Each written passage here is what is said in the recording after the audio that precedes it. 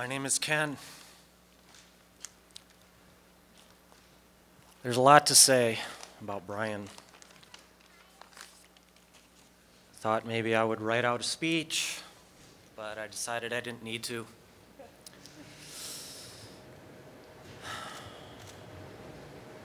Joy called me and told me about the accident. We were devastated.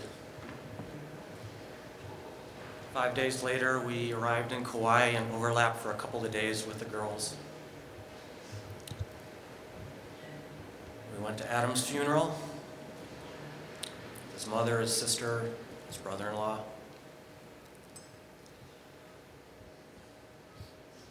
Glenda performed a very sweet song on the ukulele for us. That was wonderful. Adam's nieces couldn't come. They wrote a little card that said, "Uncle Adam, have fun in heaven."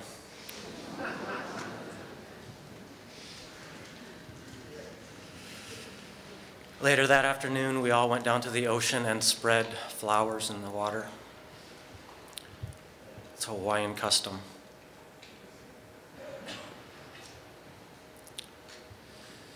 That provided a lot of closure for us with Adam. But with Brian, here we are. This is our moment.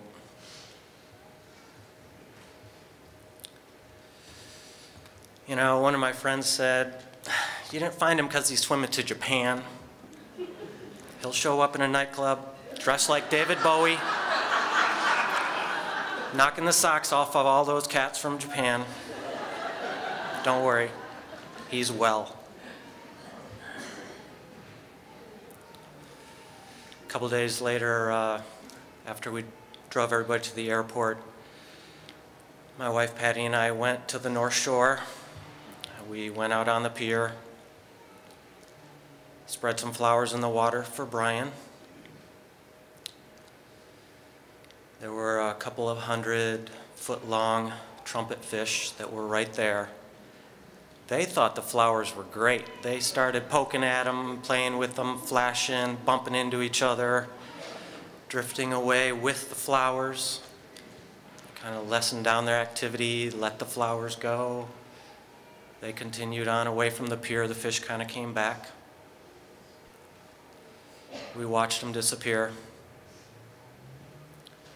When we were walking back, a couple of local guys were sitting on the edge of the pier and they said, "God, did you notice that the wind is going in the opposite direction today? That's really weird." The other guy goes, "Yeah, that's really weird." We continued on. 30 or 40 feet later, the wind went in the normal direction, just like that. And I thought, wow, I'm really glad we did that. On our way back towards the house, we decided we would start to look for the point where they were. We drove to a spot where there was room for 4 cars maybe, and a guy was standing there, said, "Check out the whales. They are going crazy, breaching, splashing, constantly, a lot of them." 30 seconds later, he points across the bay and goes, "That's where those guys were last week who got washed off the rocks." And we're just like, oh, dude, those were our friends. So he was very empathetic, very understanding, complete stranger. It's a fact of life there. It happens to the best swimmers, the best surfers sometimes. And we've said Brian was the strongest swimmer we know. How could this have happened to somebody like that? I'm sure everybody's asked that question, how could this have happened to them? And well, there may not be an answer, but it is what it is now. And all of us here are a testament to how many people Brian affected in a positive way. I'm listening to everybody's very touching and emotional speeches, and we're all hitting on the same points. He was a wonderful friend. He was a wonderful son. He was wonderful. So, in those following days, I wrote what I call my prayer. This is my prayer.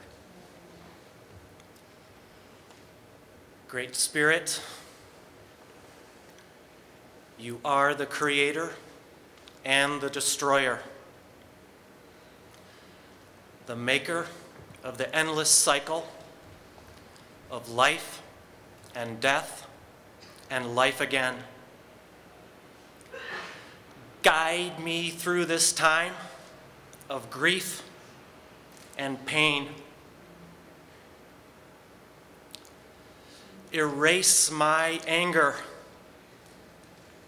Dissolve my doubt so that I can become my true self. Grant me your gifts of a clear mind,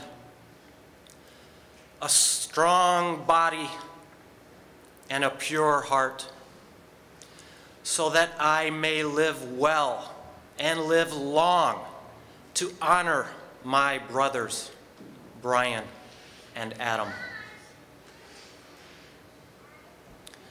Give me the strength of character to still think kindly of your powerful ocean. Allow me the faith to know that their lives were joyful and that their deaths were not in vain. Provide me with the time to be with my friends and family more often, and to become even more grateful for the time we have together. Through these generous gifts, Great Spirit, make me worthy. That is my prayer.